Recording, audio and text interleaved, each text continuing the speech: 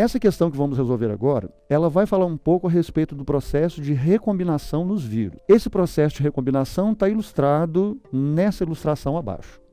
Nesse diagrama, nós conseguimos observar aqui uma célula animal. Reparem que essa célula animal está sendo atacada simultaneamente por dois tipos de vírus diferentes. Quando esses vírus atacam a célula simultaneamente, e eles entram no processo de replicação dentro da célula animal, o processo de montagem dos vírus, percebido aqui do lado, ele é um processo totalmente cego, totalmente aleatório. Isso vai permitir que, nesse processo de co-infecção, de infecção simultânea de vírus, aconteça a montagem de materiais genéticos de vírus de origens diferentes. Dessa maneira, nós produzimos novas combinações virais, tanto com material genético variado, quanto com estrutura proteica variada. No final, nós temos vírus que são geneticamente e antigenicamente diferentes do organismo invasor original. Conforme percebemos, os vírus mostrados apresentam antígenos de origem de dois vírus irmãos. Isso permite a produção de novas linhagens de vírus, com diversas combinações possíveis. Observando agora a nossa questão.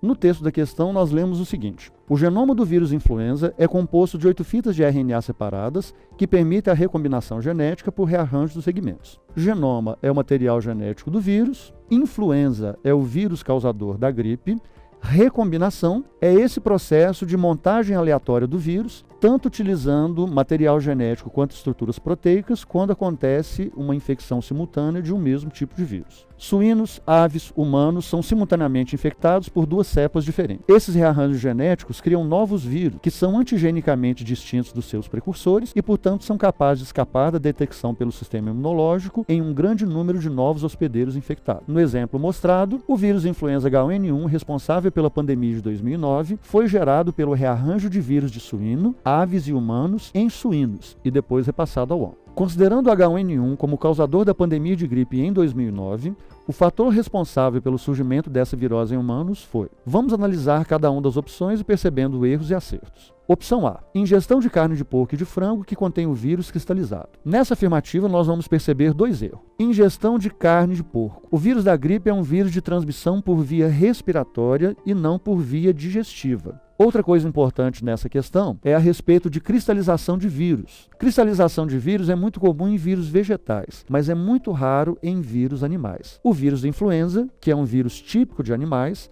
ele não se cristaliza por longo tempo. Portanto, a afirmativa A está errada. Afirmativa B: a dispersão de pessoas infectadas que transmitiram o vírus para todo mundo. No verbo de comando da questão, nos perguntaram qual é o mecanismo que gera o surgimento da virose em humanos. O que permite o surgimento desse vírus em humanos é o processo de recombinação simultânea de vírus de aves, pessoas e porcos, infectando a célula de porco. O processo de contaminação de pessoas facilita a dispersão do vírus, mas não irá criar novas variedades de vírus. Então, concluímos que a afirmativa B é falsa. Agora vamos dar uma olhada na afirmativa C. Falta de controle vacinal, não antecipando a manifestação de novos vírus letais. O processo de recombinação dos vírus é um processo cego, é um processo espontâneo e imprevisível. Infelizmente, a gente só pode criar vacinas para vírus que já existem. É impossível se criar vacinas com a tecnologia de hoje para vírus que ainda vão existir. Portanto, a afirmativa C também é falsa.